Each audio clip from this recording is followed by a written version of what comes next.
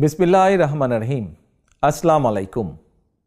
প্রিয় দেশবাসী, ঈদ মোবারক।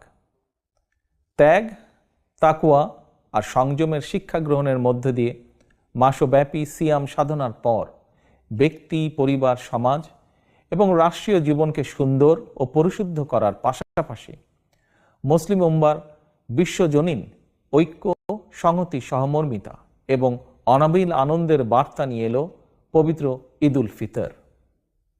ঈদ উল ফিতর উপলক্ষে আমি বাংলাদেশ সহ বিশ্ব মুসলিম উম্মার প্রতি জানাই আন্তরিক শুভেচ্ছা, অভিনন্দন ও মোবারকবাদ। ঈদ মোবারক।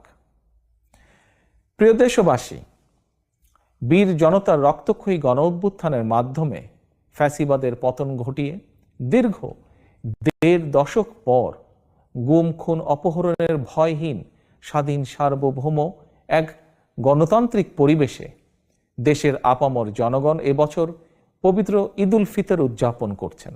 এবারের ঈদ আনন্দে তাই যোগ হয়েছে উচ্ছ্বাস, উৎসাহ, উদ্দীপনার এক নতুন মাত্রা।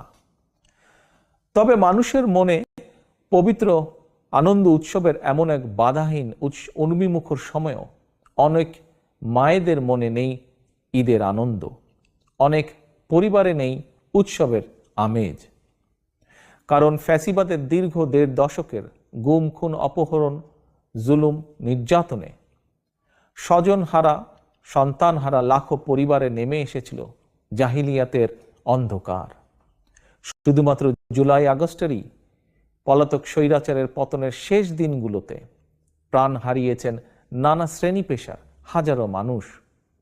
ছাত্র, যুবক, কৃষক, শ্রমিক, রাজনৈতিক কর্মী কিংবা নিরীহ পথচারী, এমনকি নারী, শিশু, বৃদ্ধ পর্যন্ত সেই ফ্যাসিস্টের বুলেট থেকে রক্ষা পায়নি।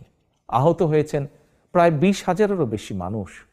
ফ্যাসিবাদ পতন আন্দোলনে হতাহতের পরিবারগুলোতে আজ তাই ঈদ উৎসবের বাঁধ ভাঙা উচ্ছ্বাস নেই। ঈদের দিনেও হয়তো সন্তানহারা কোনো কোনো মায়ের চোখে থাকবে পানি। এই আনন্দ ঘন সময়ও স্বজনদের হৃদয়ে আপনজন হারানোর নিঃশব্দ কান্না।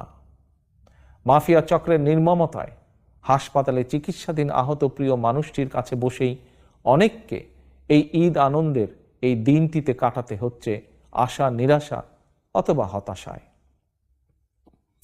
প্রিয় দেশবাসী, দীর্ঘ ১.৫ দশক ধরে ফ্যাসিবাদী শাসন চালাতে গিয়ে যারা মানুষের ঈদ উৎসবের আনন্দকে ধ্বংস করে দিয়েছে, যারা অস্ত্রের জোরে মায়েদের বুক